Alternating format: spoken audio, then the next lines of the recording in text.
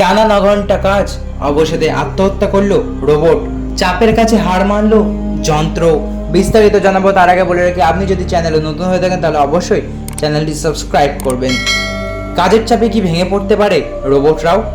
শুনতে অবিশ্বাস্য লাগলেও উত্তরটা হ্যাঁ, কারণ এমনই ঘটনা ঘটেছে দক্ষিণ কোরিয়ায়।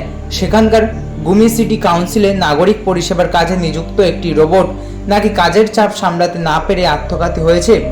এই ঘটনা সামনে আসার পর দাবি করা হচ্ছে এটি প্রথম কোনো রোবটের আত্মহত্যার ঘটনা।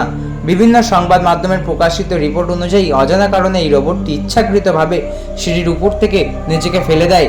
গত 26শে জুন এই ঘটনা ঘটে। গুমি সিটি কাউন্সিলের দপ্তরে দোতলা এবং 3 তলার মধ্যে রোবটটির ভাঙাচোরা অংশ উদ্ধার হয়। ডেইলি মেলে প্রকাশিত একটি রিপোর্ট অনুযায়ী রোবট সুপারভাইজার হিসেবে কর্মরত ওই রোবটটি খুব পরিশ্রমী হিসেবে ওই অফিসে পরিচিত ছিল। প্রতিদিন সকাল 9টা থেকে সন্ধ্যে 6টা পর্যন্ত ডিউটি থাকতো তার। ডেইলি মেলের ওই রিপোর্টে দাবি করা হয়েছে কাজের অতিরিক্ত চাপের কারণেই আত্মঘাতী হয়েছে রোবটটি।